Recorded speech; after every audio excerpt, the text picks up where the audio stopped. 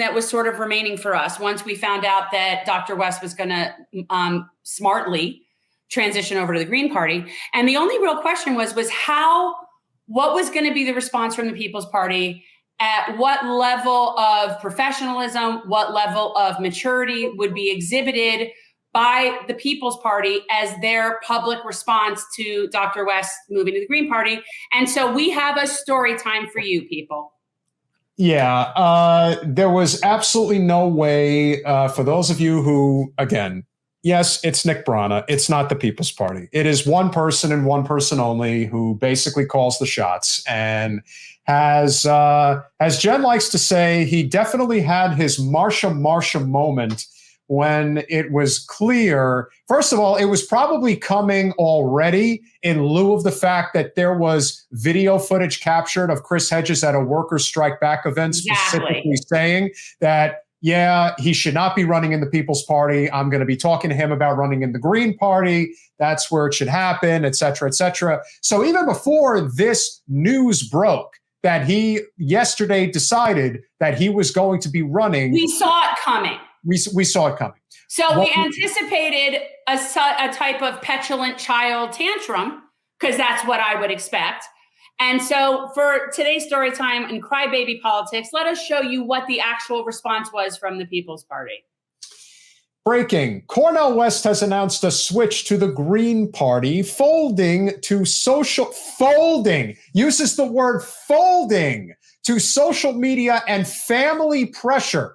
So let's start with that right off the bat. He is already alluding to this idea that the opinion of his family, let's just say that even had anything to do with it, is not as important as his opinion about where he should be running for president. So there's that. The excitement over the phenomenal launch executed by the People's Party on our invitation to carry him. What are you carrying him? Oh, to carry him as a candidate will likely dissipate as a result of the flip-flop. So they're calling this a flip-flop.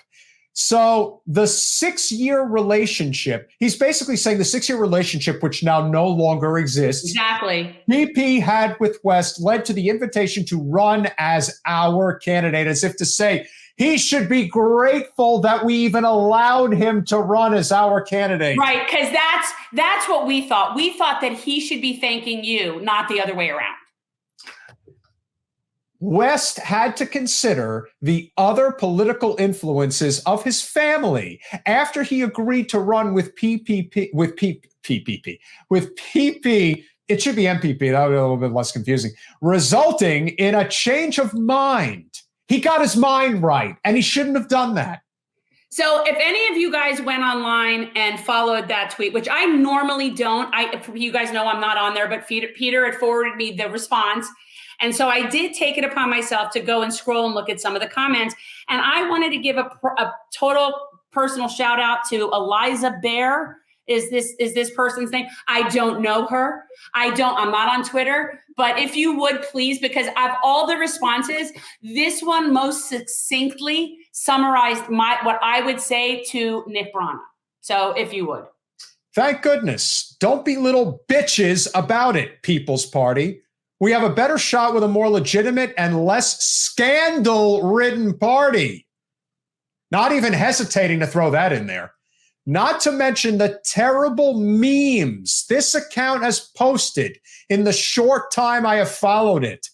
This catty little post is definitely solidifying the position many of us took when urging Mr. West to switch to the Green Party. That and the obvious issue of y'all only having ballot access in Florida. So there you go. So thank you, Eliza Bear, for that. I very much appreciate it because I don't know how to respond on that. So I appreciate that you said what I was thinking. Thank you. What do you think? All right. So, Travers is a big supporter and follower of our channel. How much do you think Jimmy has been reacting behind closed doors as it relates to this? I think probably very similarly to Nick. And I actually think, and this is what I actually think the People's Party statement, that first part, is something that was toned down. I actually think that Nick probably had some. I don't think that's exactly what I think he wanted to have more of a tantrum. I think that is the toned down version, and as petty as that is, that's the best version they could come up with. Yeah, and then they gave like a follow-up response. There was like about that you don't need ballot access if you have people willing to fight for you to get on the ballot. Whatever. That was basically the gist of that ridiculous follow-up. There is a lot of things that you can say about the Green Party and the decisions that they have made over the years, particularly in 2020 when it came to Jesse Ventura and what could have been. I mean, think about where we could potentially be right now if he did run in 2020 and how significant that could have been. And so now, and thank you, Red Eyes. We obviously will check out that interview if it does happen, and we'll see what ultimately comes to pass. But yeah, this has been a failed experiment since day one. We both tuned in to the launch of the People's Party. It was in August of 20. I thought, okay, this is promising. And I think that, look, the fact that you have someone like Chris Hedges, who was a speaker at that event and who has subsequently realized that this is not taken off to what he thought it had the promise to be or whatever, and at least has the wherewithal to say something about it. And I think that's very telling because Chris Hedges was one of their speakers of that launch. Yeah. And there was a plethora of big names that showed up. And I'm thinking, well, if they bring this together cohesively, there's no telling what could happen. The truth of the matter is, at that time, they really needed to just come together and figure out how they were going to take over, let's say, the Green Party. Because if there is already all of this work that took years and years and years to put into place, it really would speak to great volumes about exactly, Travers. Exactly. Yeah, what it would take to really build out this very effective third-party operation. And at that time, whether it was Nina, whether it was Chris Hedges, whether it was Marianne Williamson, whether it was Dr. Cornel West, whether it was a litany of other people that were there, that could have manifested itself into something really big and really effective if there was enough juice put behind it. The problem, of course, was Nick Brana. And this became his pet project. And I do think part of the reason why it was able to go to this length, just a total spiral case, has a lot to do with the fact that he is a spoiled child who has a father who has basically been funding this operation for some time to the tune of God knows how much money. I don't even want to imagine.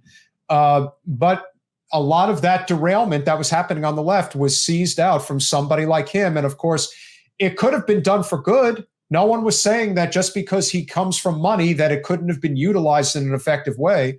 Ultimately, his decision was a vanity project for himself and not for the movement. And of course, we saw the abuse of power that he enacted in attempts to run his own pet project literally into the ground, which is what happened.